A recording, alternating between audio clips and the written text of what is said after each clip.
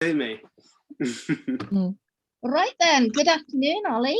Thank you for joining me for afternoon tea. Where's the sandwiches? Well, you provide those yourself. Oh, okay. Just imagine that they're virtually there, because this is I've already eaten. It was good, so yeah. So my first question to you is, what was your childhood like? So my childhood was good. I had a good childhood, but my sister is autistic, which made it a lot more challenging than most people. I wasn't able to have friends over for the reason that she was very unpredictable, very, very aggressive, very violent. The whole house has fire doors in, which we could lock if she was angry. And yeah, so I wasn't really able to have people over as a child. And my brothers were amazing at sport, and my sister was autistic and challenging. So I was kind of left to my own devices, which made me quite a needy person, desperate for attention, because I didn't really get the attention that my brothers and my sisters got. I got a lot of attention, not in a bad way. And my parents are amazing, but what I didn't get was I really craved being around people. And quite often people weren't really up for loud Olly all the time. But yeah. Hello. So you've obviously had one sister. Was it one brother, two brothers? No, my brothers are twins. Ah. So yeah, my brothers are identical twins. They are literally two people with the same personality. They are literally exactly the same. Everything about them is the same. They live together. They bought a house together. They do everything together. They didn't go to the same university, but other than that, pretty much everything they do together. So yeah, they're really, really close. They love football. They're intelligent. They've got good jobs. Yeah. So yeah, and then my sister, she lives about 20 minutes away in housing for adults with special needs. And yeah, she's very, very happy there. In an amazing place. She was quite fussy, even though she's quite challenging. She's quite very intelligent, and she doesn't really come across as autistic until she's angry. So quite often you see her and you just think, oh, she's a tiny little person. She's absolutely tiny. She comes up to about here on me. And she's amazing. I get on really, really well with her. But yeah, she's just hard work. So she's in there, but she was very demanding where she lived. The council were trying to put her in disgusting places which stank of wee, and she was like, no, I don't want to be in there. And then finally this really lovely house was built and she went in there. Oh, good. So are you the oldest or the youngest? So I'm middle. I am the second oldest. So it's my sister, then me, and then my brothers. Ah. Yeah. Okay. And did you enjoy school? Did I enjoy school? So I loved my primary school. I went to a primary school in the middle of the woods, which was amazing, had the most incredible headmaster, and it was a really, really lovely time.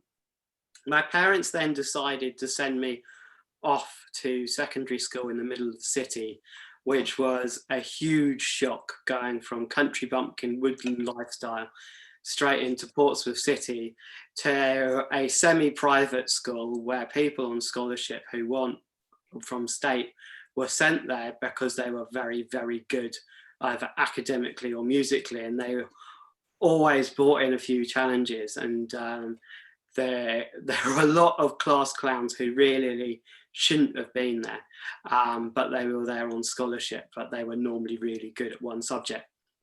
I was there for 2 years, and the reason why I was there not longer there was because during the parent-teacher meeting, the RE teacher who was leaving, the final one of the year, goes, if you want your son to get a good education, leave.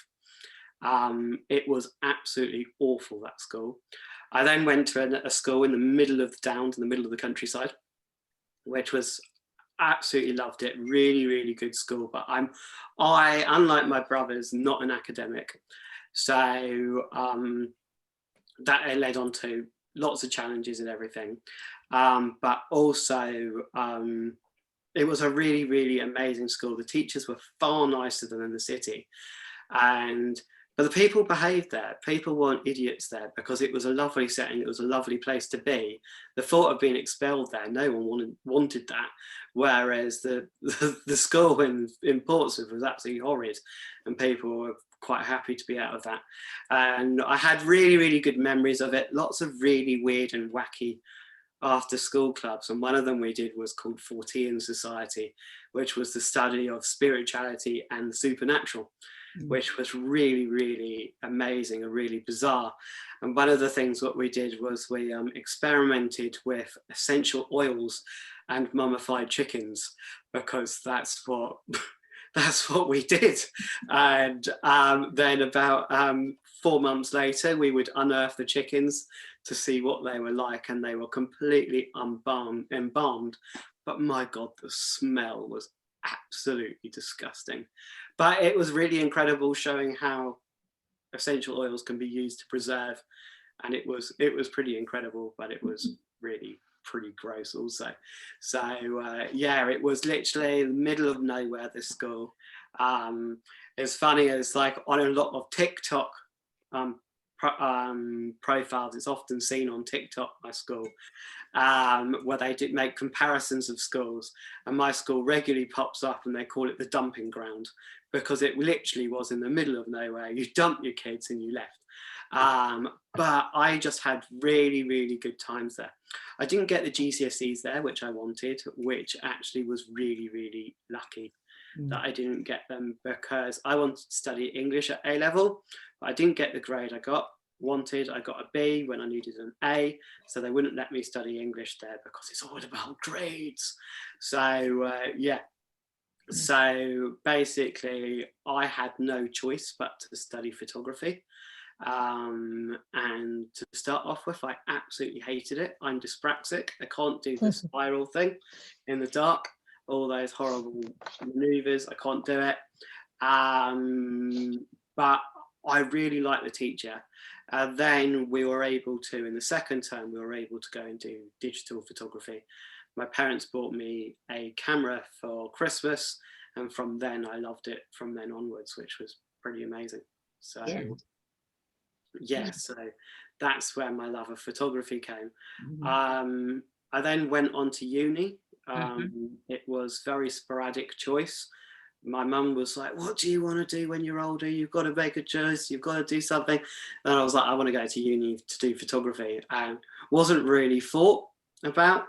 I just went off to uni and I absolutely loved it. It was really, really good. Yeah. Uni was quite challenging. I was very ill the whole way through uni. I had really, really bad panic attacks, and I had a 3-week long panic attack, which then led on to a psychotic episode. I don't normally share this, but I know a lot of people in here have had similar things to it. So I had that. But it was the best thing that ever happened to me. Afterwards, my whole life completely changed. And whilst I was in this state, they put me on loads of drugs without telling me what they were putting me on. And unfortunately, in about 3-4 weeks, I doubled in weight. And I would go to sleep at 4 o'clock in the afternoon and wake up the next day at 10 o'clock. I then was given, to support me, I was given a support worker the whole way through uni, which, she was incredible, absolutely incredible woman. I had this woman for 3 years. I got given her for free, and she was bloody amazing. So I had this woman for 3 years supporting me. And basically her job was to help me and guide me and also get me off these horrid drugs. So she got me off the drugs, which was great. I'm on no medication. Now I haven't been on it for about 10 odd years, but the support group, this woman loved art and loved doing all kind of wacky stuff. So she created a social group for people who were similar. And this is when I first discovered my love of community, when it's a really good community project. So I was part of this community, and she said, we have a grant come through. We've got a grant of £2,000. We need to put on a art or photography exhibition. Does anyone want to lead it? And I was like, yeah, I want to lead it, but I have no idea what we're going to do. So few days went past, I was off the drugs, and I went out clubbing with my friends. I was like, yeah, potty, yeah. And then I met someone in this club and I told them about me and everything like that. And then it was like my love of animals. And I was like, yeah, I've just booked a tiger to go in the university studios for a photo shoot. Completely drunk. Didn't realise that I said it. Kind of a normal thing, forgot about it. And then 2 weeks down, this person who I said it to had no idea who they were. And then 2 weeks later, I was walking down the street and this random person came up to me and goes, hey, Olly, I saw you the other night. How's the tiger photo shoot planning going? I was like, yeah, it's happening next week. And I then had this thing with I then quickly ran on past and I ran up the social worker, support worker person, told her what happened. And she was like, don't worry, we can find a tiger. So we searched and searched, and we actually did find one. They refused to take it to the university studio for obvious reasons, but we were able to do it at a local zoo called Shepworth Wildlife Park. So we set up all the equipment and everything in it, in the tiger's cage, put down a turkey for the tiger to eat. And the tiger was absolutely terrified, and quickly we had to stop it. So I've got one picture of me, proof that I did it, but I hadn't got any good pictures of the tiger, unfortunately. But it happened. So I then decided that I wanted to, came up with the idea that we would do, as a group, explore animal portraiture for mental health, which was a combination of creative writing and photography, exploring how animal characteristics link with mental health. So for example, Baughan symbolizing insomnia, eagles and symbolizing hope, that kind of thing. So there's lots of symbolism. And then the people on the thing would write about how these animal photos linked with their issues as such, which was really, really cool. We then started researching places to do it, and we found the Raptor Centre in Cambridge, which is a really, really incredible falconry centre, which has over 300 rescue falcons and animals. Some of them, like your common Harris hawk, which everyone has as a pet falcon, through to your really, really rare stuff. And some of the animals there are absolutely beautiful. And there I took one of my favourite photos that I've ever taken. And it was of a great grey owl. Very scary, very intimidating looking picture. If you want to see it afterwards, I can send you it over so I can do it. It is absolutely beautiful. To the day, it's one of my favourite photos I've still ever taken. So I then graduated uni, as you do, and I quickly discovered that my whole university degree was a complete lie, in that they told me as soon as I come out of work, uni, there'd be work everywhere and it'd be easy to get work, blah, blah, blah. And it was damn hard. So I had 3 years of real struggle, trying to get running a photography business going, being really dirt cheap, not really valuing my work, and doing on the side work, working in foster care and in children's homes, which was, and also doing special needs work, which was incredible. I loved working in foster care. It was amazing, very, very dangerous. The kids were lovely. The staff were absolutely awful. their staff had no compassion for the kids. It was like a prison. And I got sent on a week-long job. I would be called in, I was agency, and I got sent to a place about 40 minutes away from me in Horsham. And the drive was about a mile long. Into the middle of a field was this horrid, ugly, decrepit house, which was a foster home full of these kids. And the whole place had been smashed to bits. And it was the most miserable place for kids. I was completely miserable there. And I got told that I needed to clean this place top to bottom because it hadn't been cleaned. So I was like, yeah, sure, no problem. So I was cleaning this place. And this kitchen was absolutely filthy, absolutely disgusting. And if CQC sold this kitchen, they would not be impressed at all with it, and it'd probably be closed down. So I decided to focus and clean this kitchen. And as I was doing about 2 hours into cleaning it, I got called over by the manager and goes, "You haven't cleaned the rest of this place. You aren't working. You're gone."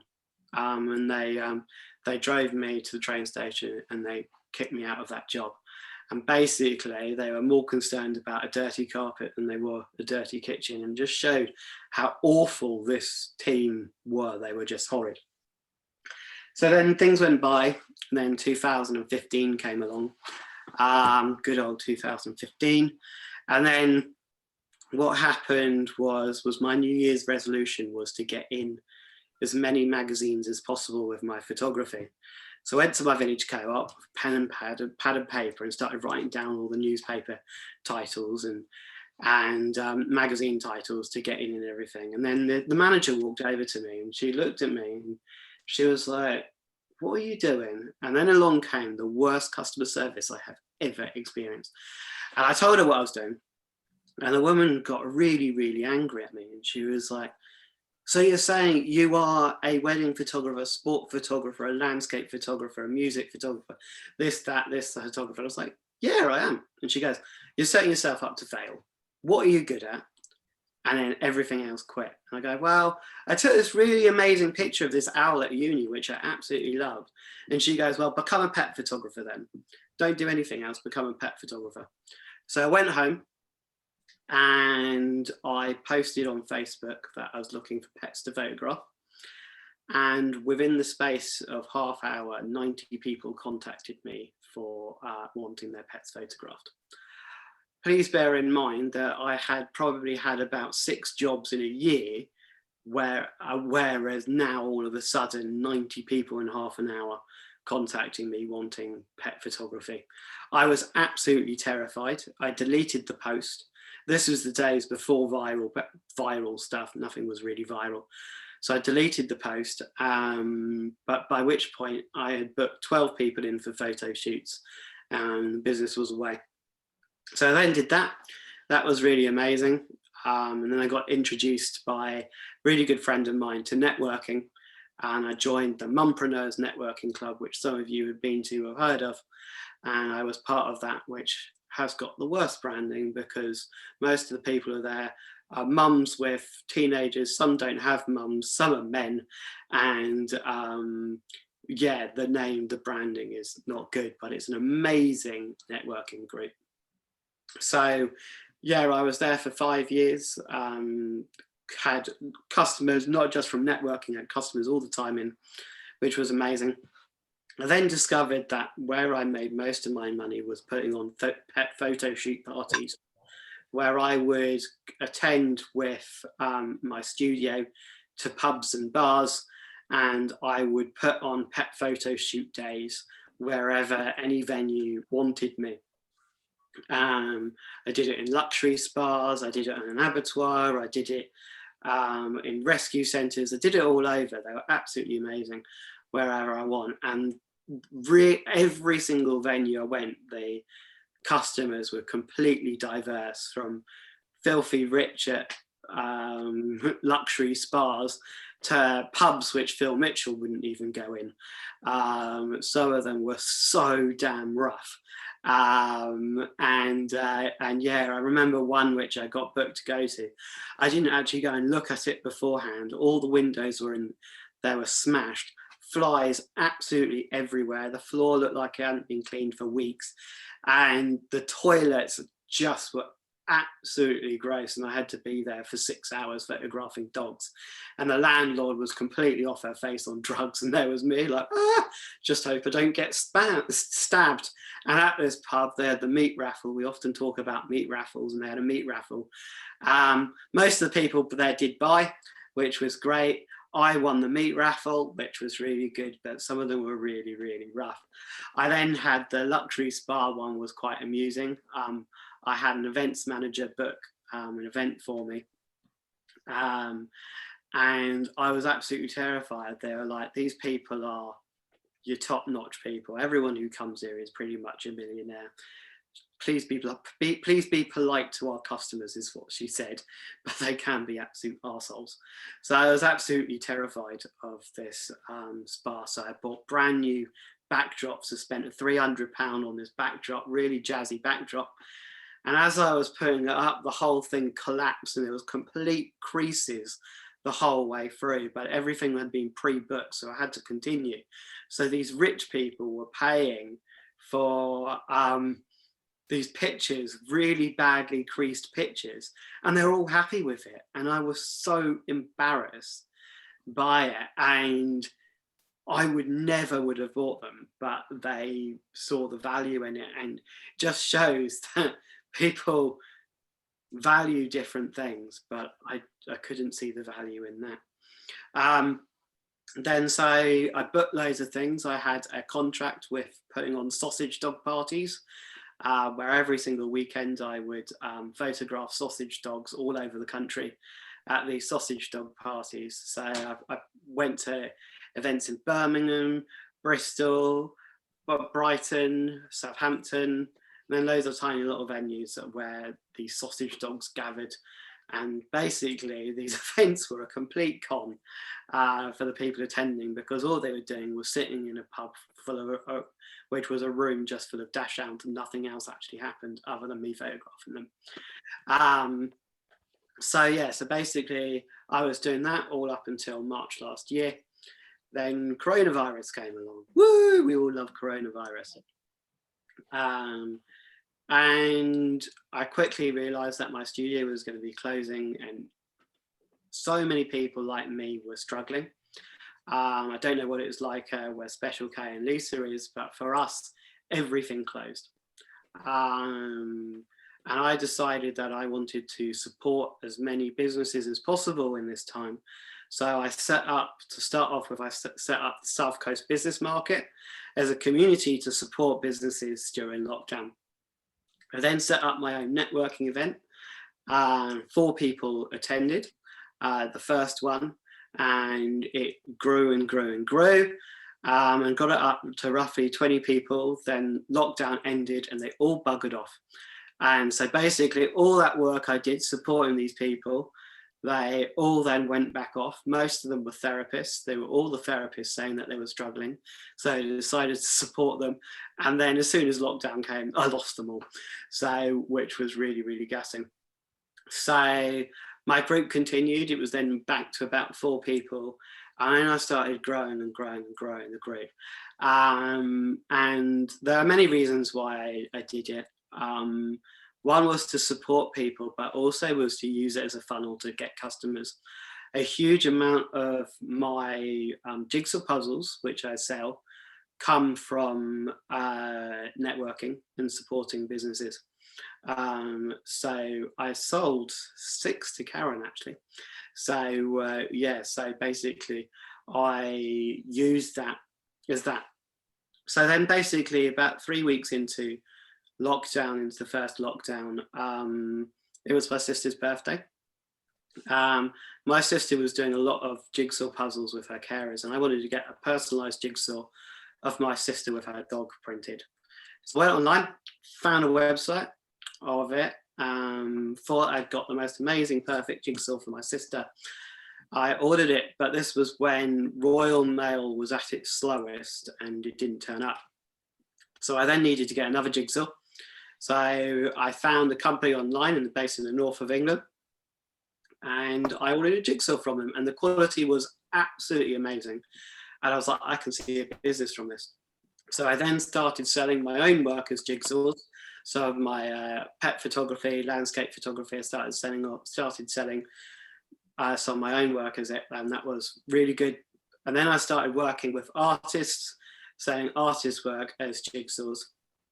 And then I then had a huge demand for personalized jigsaws, where people would contact me saying, I want a personal photo put onto the jigsaw. Karen has ordered pictures of her rabbits, her nieces, her nephews, all her family she's ordered jigsaws of, which is really cool. Basically any photo could be put onto a jigsaw. So that was all good. Then around September time, I don't know when it was, everything opened back up. I was able to do pet photo shoots for a small while. So I went back to doing pet photography and also selling jigsaws.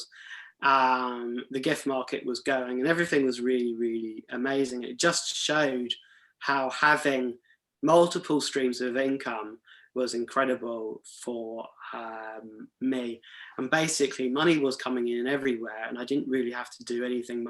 Small bits of money were coming in left, right and center by having lots of streams of income, which was really, really good. Then suddenly, all of a sudden, country was closed down again. And I decided that my coping way of being able to cope with this second lockdown was to go out with my camera, photograph the beautiful areas around me and turn those into jigsaws. And little did I know that they would become my best-selling products. And all the really beautiful coastal towns and areas, I started selling loads and loads of jigsaws of them, which was absolutely incredible. And they became really, really popular. I then took on working with a PR agency, very large PR agency, which promised me the world, but it was really, really not worth it. The reason why it wasn't worth it was it wasn't targeted properly. I was trying to sell my products, my jigsaws everywhere, but without really thinking of the audience who was going to be seeing it, who was going to be looking at it. And it flopped. It completely flopped. It was a waste of 800 quid. But I learned that the reason why it did it was, one was I wasn't promoting my best-selling products. Two, I wasn't thinking about my audience. And they're the main reasons why that flopped. I then quickly discovered that my most popular products were, as I said, the landscape jigsaws, which I sold of the local area. I then decided to do a targeted PR focus on the local areas where people frequented and lived in these areas to sell these jigsaws to these local areas. And it boomed. I sold 17 jigsaws in a day, just from being more targeted and more focused with where I was selling, which was amazing. And it was mainly the jigsaws of the Portsmouth area, which people bought from that. I had a really, really good write-up, which was half a page about my business, and what I had got up to during lockdown, and it worked a treat. It did really, really well. So that was great. That was good, and that's basically where we are now. Really, up to now is just done Mother's Day, which was okay. My supplier has injured his hand, which has slowed everything down. So a lot of people didn't get them on time. But yeah, I had a very, very busy Christmas also. I forgot to mention that, making them. And Royal Mail was painfully slow again. And it was communication has been really, really important in letting people know that quite often they may not have their jigsaw on time because of Royal Mail delays. What's been absolutely fascinating, there's been two kinds of people in this. I have people who are really, really relaxed that their jigsaw won't be there on time. And then I have people who it's literally like their house has been burning on fire, that they haven't got their jigsaw on time. And that's really, really bizarre, but unfortunately I can't control it. Royal Mail has just been absolutely flipping useless. So basically, my learnings from lockdown have been, the most important things have been community. There have been so many amazing communities which have sprung up during lockdown. For example, this one here right now, where we're on, the afternoon tea, the pub, where Karen supports a lot of people who have had a few challenges in life and they are getting their lives back on track. And this group has been absolutely amazing for them. And she welcomes anyone because they like a bit of bubbliness in there too, and a little bit of complete and utter nonsense. And occasionally I have to talk about dishwashers, elbows, and 4-slice toasters, because as we know, that these are extremely important conversation starters. So a lot of people ask me, why 4-slice toasters, dishwashers, and elbows? So I'll tell you now. So basically, it's all about quite a bit of it goes back to community. Back in the real world before lockdown, I would attend stand-up comedy nights 3 times a week. I was constantly working on my computer. I needed to get off my computer, so I would go to underground stand-up comedy. And these were absolutely incredible. Absolutely loved it. These comedians, they varied from absolutely incredibly talented to people who the mic should be turned off on. Some of them were absolutely dreadful. But at one of them, quite often they get very sexualized, and often I don't really agree with a lot of what they say. Sometimes they can get really quite disgusting. And one of them was a black woman decided to try and make me feel as uncomfortable as possible. And she wanted me to grope her on stage, basically. And I said, no, I don't like tits and bums. I like elbows.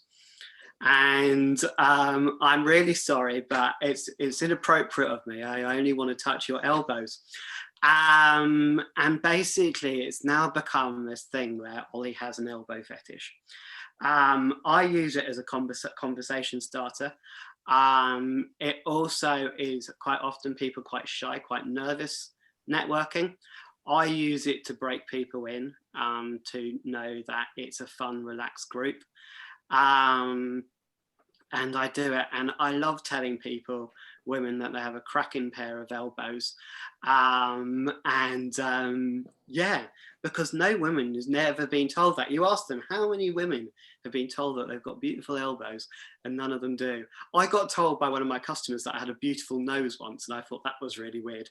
Elbows, even weirder. So yeah, so that's the elbow thing. The dishwasher thing is quite interesting. I did a goal setting thing, and I went to, who's that? Someone sniffed or something. So yeah, so I went to a goal setting thing, and it was all about visualizing, and it was a psychotherapist who was at this thing, doing this thing, and it was close your eyes, imagine where you're going to be in the future, who you're going to be around, what's going to be in your home, where are you going to be living, all this kind of stuff. And I randomly blurted out the whole way through, I'm going to own my own house with a dishwasher. In the middle of this thing, and I was so embarrassed by it, but everyone found it hilarious. And then it's got into this thing now where I ask everyone if they own a dishwasher. And you will see on my Facebook thing, the main thing which it says is, one day I will own a dishwasher. Basically, it's all about visualizing dreams. And if you can visualize your dream and make it happen, bit by bit, it will happen. My goal is to own my own house with a dishwasher. Yeah, to a lot of people, that like owning a dishwasher is a normal thing. In my house, which is around the corner, I'm living with my parents, I don't have a dishwasher. And I just want one. I don't know why. 4-slice toasters, very, very important also to do that. That is an icebreaker. There is absolutely nothing to do with that. Nothing sexual, nothing to do with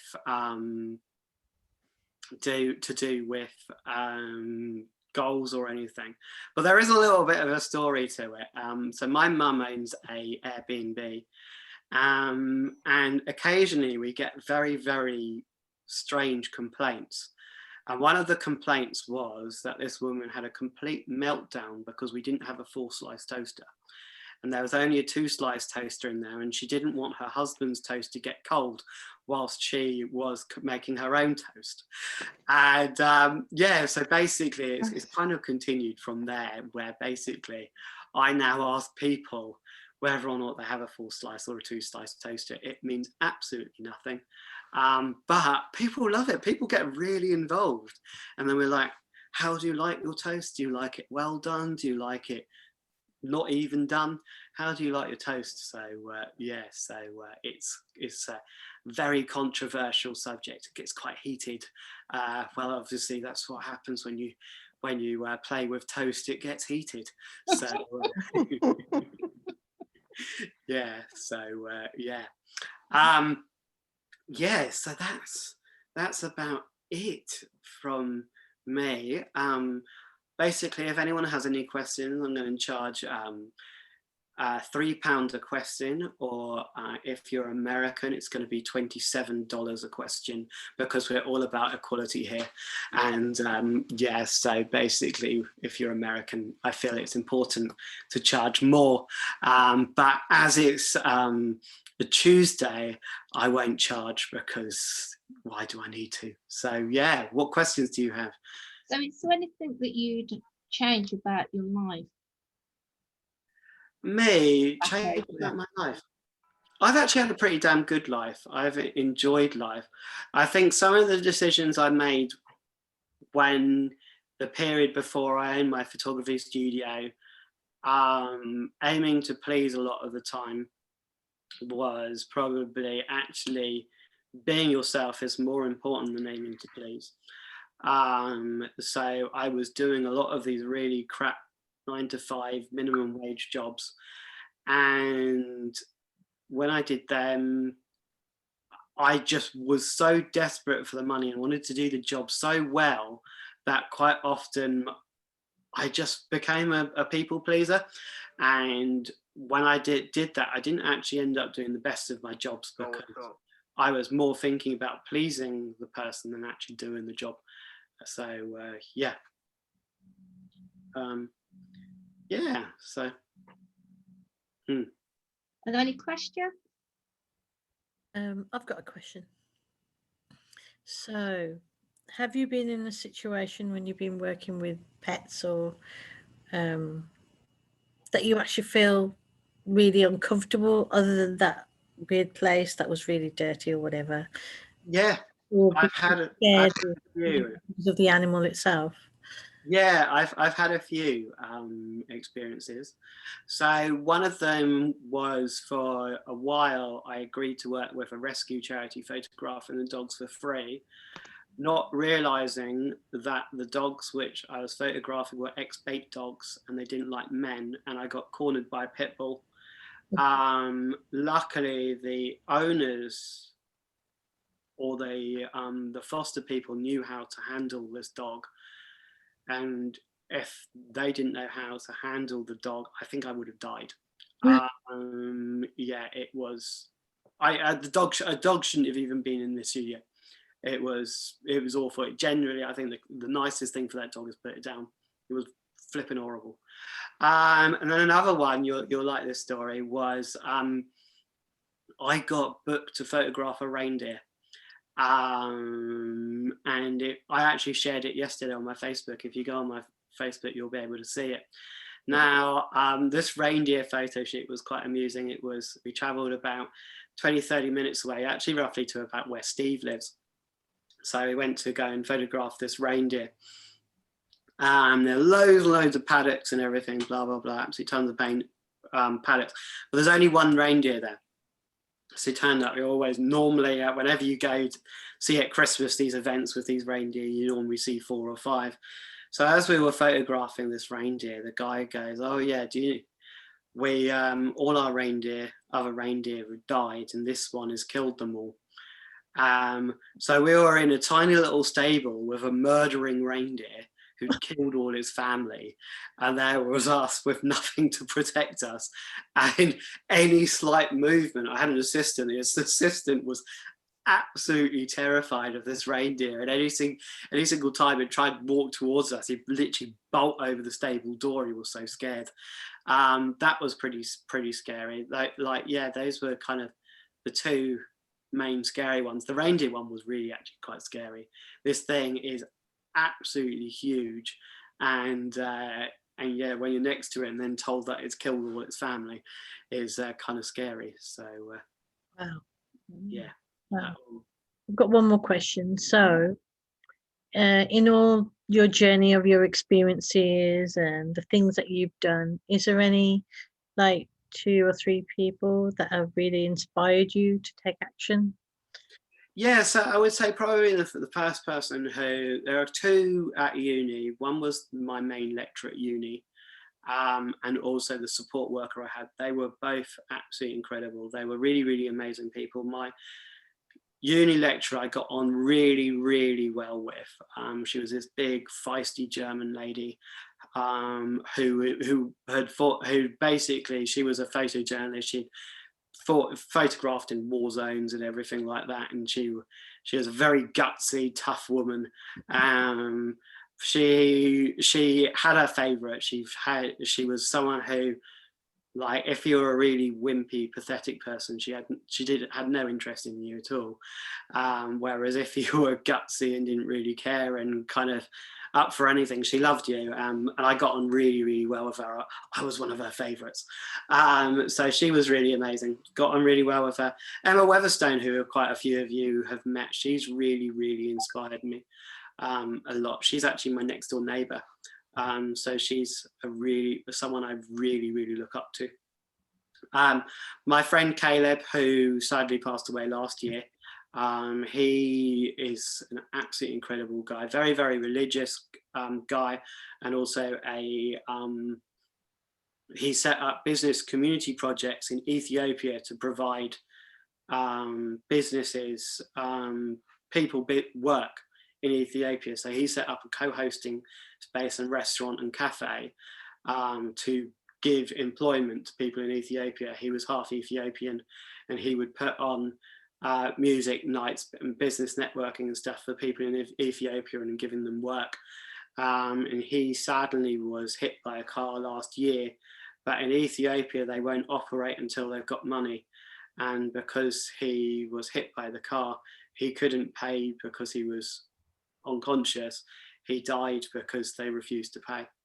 So yeah, so sadly he passed away last year, and he was really, really an amazing guy. But you can Google him, Caleb Meekins, and he's everywhere. So yeah, but he did really, really good work in the UK and overseas in Ethiopia. So yeah, he had a very amazing but very tough life. His dad died in the Ethiopia terrorist attacks, and he never really managed to not stop grieving that from a young age. But he felt that Ethiopia was home instead of England. His dad was English, and his dad died in Ethiopia, and he also died in Ethiopia. So yeah, which in fact, you can go and check him online and watch his story and listen to him talking. It's really, really amazing. He's a really, really incredible guy. So yeah.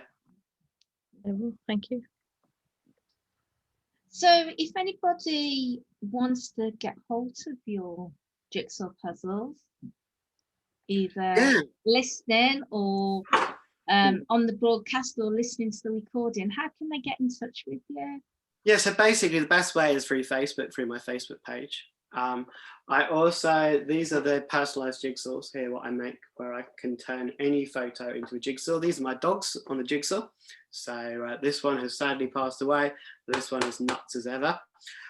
So yeah, any photo can be turned into a jigsaw. So it could be a picture of you, your family, your dishwasher, your elbows, your 4-slice toaster, whatever you want, I can put onto a jigsaw. So yeah, so that's what I do, is I can put anything onto a jigsaw. You can order through my website, which is puzzlecrazy.co.uk. If you're based on the south, my pet photography studio is actually opening on the 12th of April. So I'll be able to photograph pets again. If you're based in Worcester, you can also come down to me for a pet photo shoot. Hint, hint. I know 2 of you on here are from Worcester and have dogs. So I'd love to photograph that little tiny thing which was running around on the bed, and that gorgeous golden Labrador. So yeah, and I'm quite likely going to be coming to Essex for photo shoots. I will eventually, gradually, bit by bit, be putting on pet photo shoots events, but at the moment everything is so unpredictable that I'm not doing the events, and I will be coming and traveling all over UK putting on events, which is going to be really exciting. So yeah, Lisa, you can book me to come to America. However, yeah, you can pay my flight. So yeah. And just say about your market, if anybody wants to sign up for your market, how do they go about doing that? Because, you know, they might be listening to the broadcast and sort of thinking, oh, I've got a product to sell. How do I do that?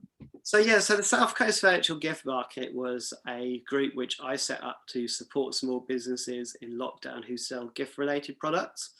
So you can see that at South Coast Virtual Gift Market, www.facebook.com/groups/SC Virtual Market. So and you can find it there. So there's no gift in it, virtual market, you can find it there. There's over 5,000 people on the group and about 700 sellers. So yeah, loads and loads of really amazing, beautiful gifts on there. So yeah. Okay. So any more questions? Oh, I have. okay. What's the most unusual photograph or jigsaw puzzle photograph that you've done? Sure. So most unusual animals I photographed are meerkats, raccoons, skunks, foxes, bald eagles, poisonous frogs, chickens, snakes, lots of owls, lots of, yeah, loads of really amazing stuff. And then I think probably the most unusual jigsaw I did was of someone's washing basket. I have no idea why someone wanted that, but Really? A washing basket? yeah. Are you serious? Ask why. I don't know why, but someone asked Didn't for it. ask though. You didn't know? I've done some really weird ones, and then I had a guy who ordered one before Christmas but never sent the photo through and sent it too late, and then he sent me a photograph and it was a selfie of him sat on the sofa with the most serious face like this. I thought that was really weird. And yeah, I wouldn't appreciate having it as a jigsaw, but most of the stuff I get is really, really lovely.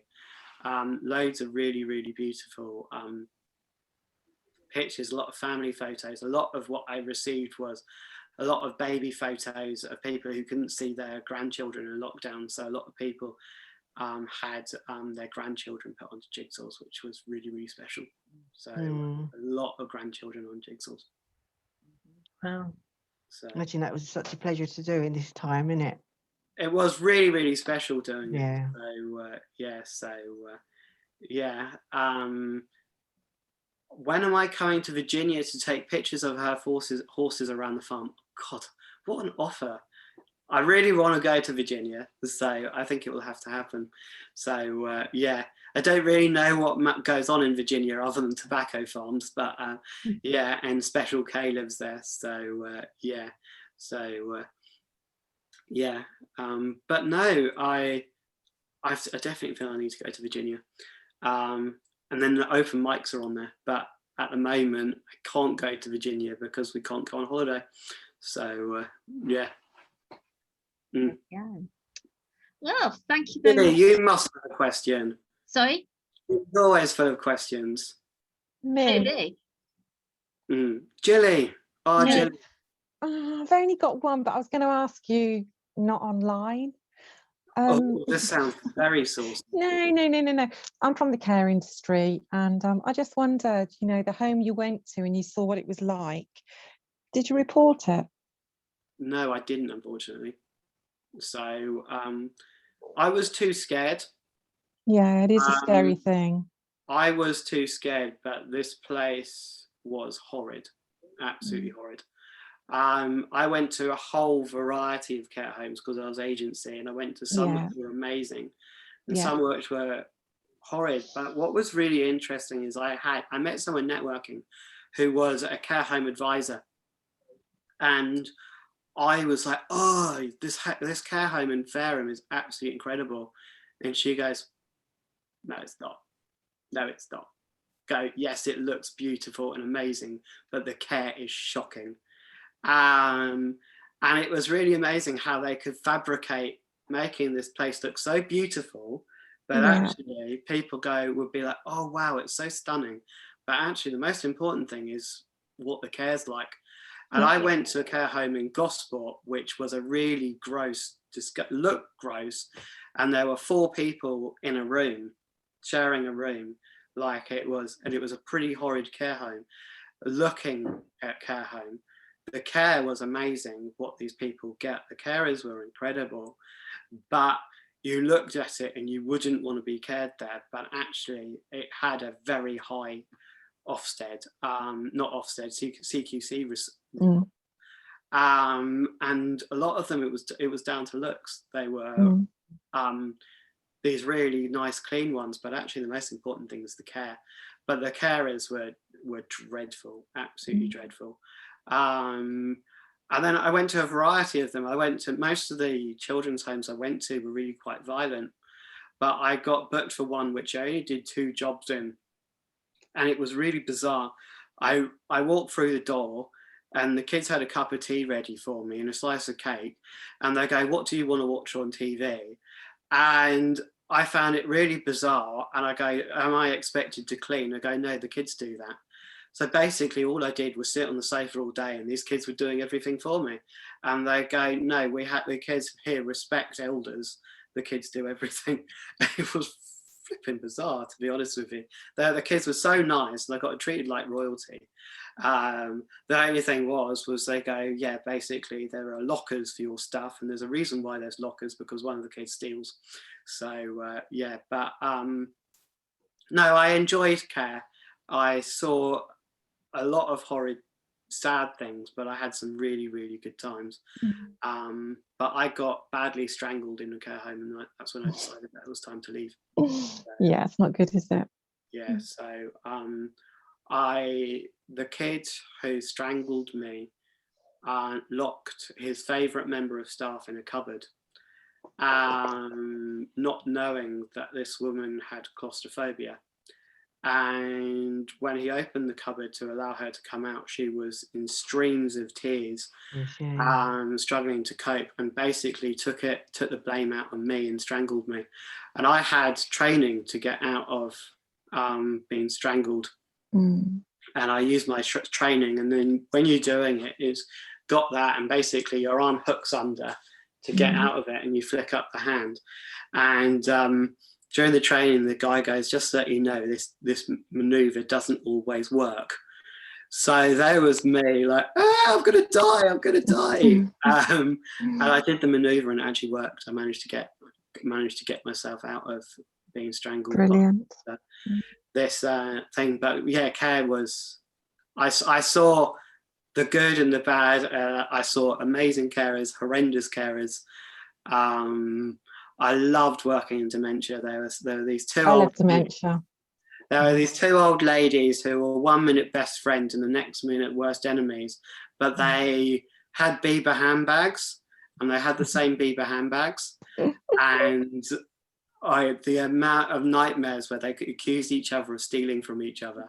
And yeah, it was, these bags had nothing in them, which was the more amusing thing. So they were would get really angry at each other over these bags, and then they would write notes and put them in these things, and you'd read these notes, and yeah, they just had nothing, absolutely nothing to do with anything. And I loved them. I mean, one of these old ladies took me in her room, and she was like, oh God, it was bizarre. And then she started reciting all this Irish Catholic prayers at me, and it was really quite surreal.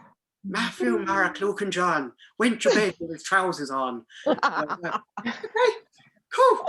I needed to know that, but I don't know where.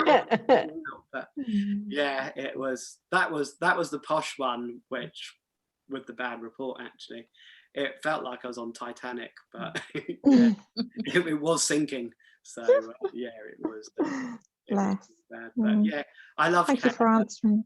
I love care. It was fun, but I'm definitely out of that. So yeah, the 17-hour-long days of foster care were absolute killer. It's now illegal unless you agree to it. You have to sign, don't you, to say that you'll do the overtime. But back then it wasn't illegal to do. It's expected, yeah. And then I would have an hour and a half travel home because I didn't drive. Yeah. So yeah, it was hard work back then. And then I'd do evenings, nights in foster care on my own. Quite often it would be just me and the policeman because the kids are abscond from the home. Oh my goodness! Yeah, I've never worked with children. Just waiting for the police to come back. It was a complete waste of time. It was some waste of money, but the homes were really clever. What they did is they gave all the kids oversized pajamas. And the reason why they did that is the kids would go out, they would put their jeans over their oversized pajamas, and the police would wait on the Hailing Island Bridge waiting for these kids to escape, and they would grab them and send them back because they would put their pajamas on over the top, and they always got caught. So they never knew the reason why they had oversized pajamas. But that was the reason why. Yeah, but the kids were cool. The kids were fun. So yeah, so no, really interesting to work with. So yeah. Thank you for answering. Oh, I'm so inspiring, aren't I? I just thought it was a private question, so I was just going to ask you privately, but it's not really a private question. I'll answer anything. So yeah. What's your favourite brand of dishwasher? Any that you can get your hands on. That's a very, very personal question. Anyone that will fit in my kitchen.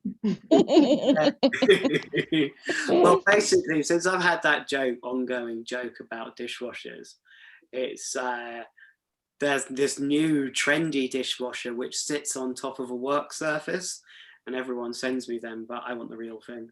They look like just for lazy people. It just does. You're like just spoiled. So yeah, like. So I want to wash. Well, at least we know about the toaster now. That's that. Did you find yourself, Mandy? Did you learn a lot? Are you going to write it into a poem? Ode to the thing is, now you can ask Mandy what toaster she has. Do you prefer a 2 or a 4 slice toaster? 2. You 2, not green. 2. Not green. No. So yeah. 4 is too big. Yeah. And do you have a dishwasher? I don't. I have my hands. A handy woman. That's what we want for a semi-Germanese lady. I used to Karen Gibbs, do you have any questions? You normally always have the best questions. I can't think of any. You've answered it all. Put me on the spot now. You're supposed to be on the spot, not me. He's good at reversal. Special Cat, are you there? Do you have any questions? She doesn't. Wait, don't say I don't. I had to unmute. She's so cool. I love her. All right. So when eating Chinese food, chopsticks or fork or spoon? Fork and spoon together. No chopsticks. I can't do chopsticks. Yeah. But yeah. Okay, What- well, what- there That'd you be go. What's the interesting. That would reason be behind interesting. it? Is there a deeper meaning behind this, or is it just icebreaker? Just icebreaker question. No reason. I don't know how to use chopsticks either. So yeah. I am so bad with chopsticks. So you're So dyspraxic, aren't you? yeah, but we had, because I went to international boarding school, I had a chopstick competition where who could pick up eat the most Smarties in a minute with chopsticks. It was hard. And these Chinese people were like, well, obviously that's what chopstick movement is. It's like a spider. So, Oh, really? That's where I go wrong, is it? yeah, this is what the chopsticks look like. Yeah, My food would be cold if I tried to use chopsticks. it was painful, absolutely painful. So, Mm. yeah, Indians do it easy. You just do it with your hands. Yeah, I like that method. yeah, yeah. Yeah. And when I was in Africa, they did it, but they used to use just the tips of their fingers to eat. And I couldn't do it, and I would end up with just goo all over me. And I would laugh their heads off, whereas they would be like absolutely perfect with not any food on them, but they just use the fingertips, but I couldn't do it. So you travelled a fair bit then? Yeah, I travel a lot. So, yeah, basically my love is travel. So I used to travel for about 3 months of the year, and it normally would go wrong. So, have I told you the underwear story in Vietnam? Yeah, I'll finish with the underwear story in Vietnam because you may like it. You may feel inspired to go traveling. So basically, I went traveling 2017, doing Myanmar in Vietnam. And whilst I was in Myanmar on the last day, I had everything stolen, including my backpack. The only thing which didn't get stolen was my passport and my camera. And luckily I had money to get to the airport and my flight was all paid for.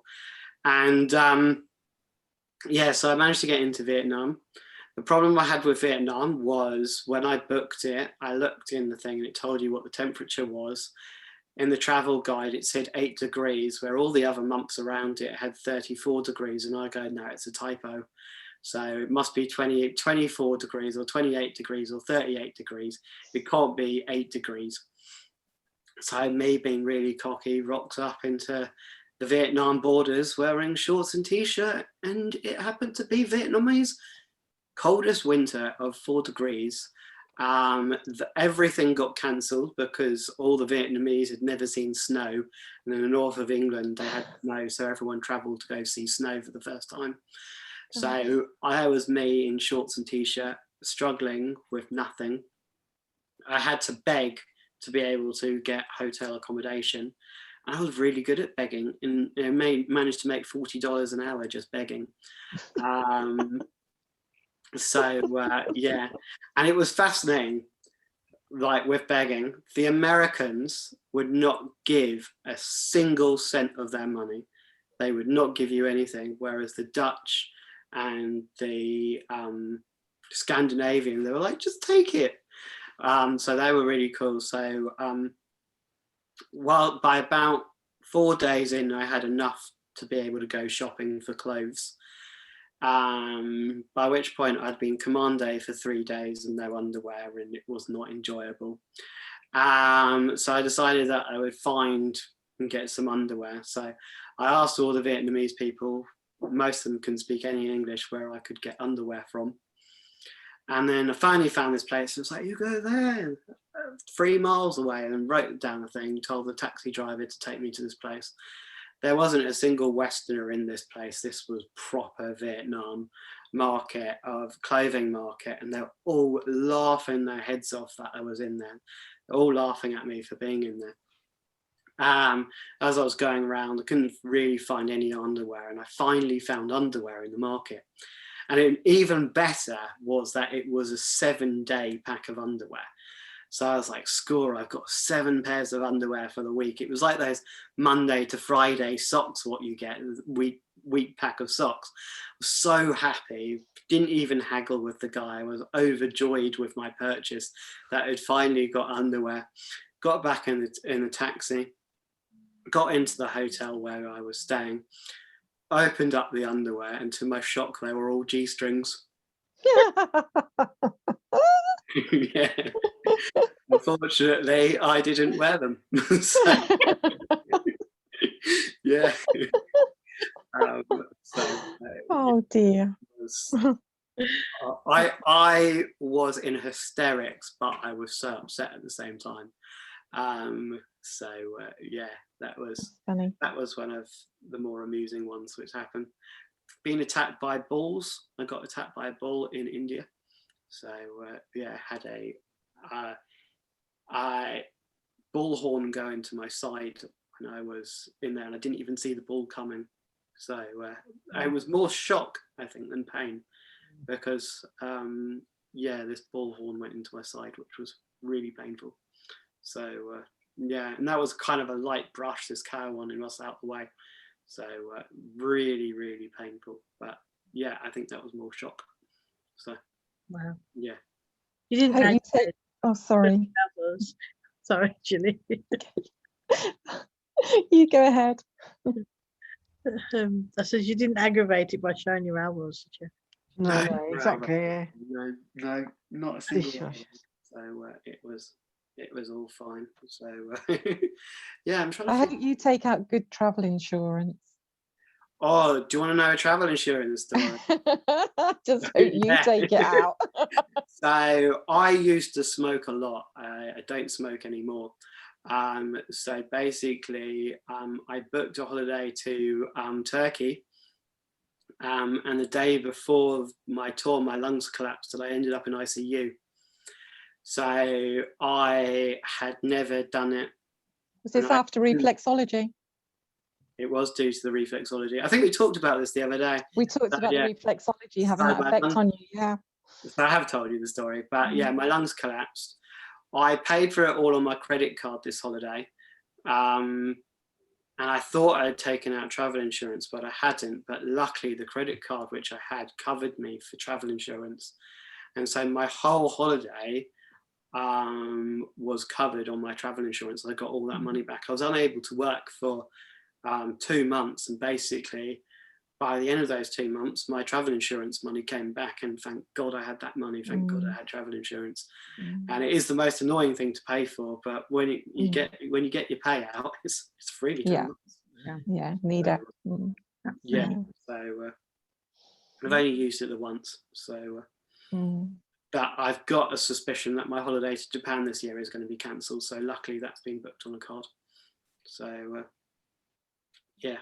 But So when is that booked for? when is my holiday booked for? September.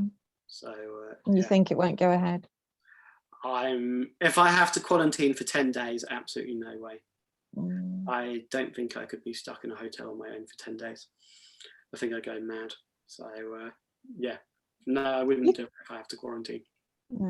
So hopefully those rules get lifted, but I don't think they will. I guess the question in that situation is whether they cover you on the insurance. Yeah, I don't know. I don't think anything is interesting. So to start off with, nothing COVID related was covered on insurance, but now it's seen as a disruption. So now a lot of stuff they're now not able to include it because it's a disruption to life. So a lot of stuff is now the government is saying no, actually they are insured because it says a disruption. So yeah, so yeah. Strange world. That's it. So Nice interview. That's it. Well, thank you very much for joining me. for having me. Olly. Yeah. Who's next week? Who's next week? It's Richard Parks next week. I don't know him. So. LinkedIn guru. Right. Okay. Oh, So that's what I'm interviewing next week. Yeah, Mm.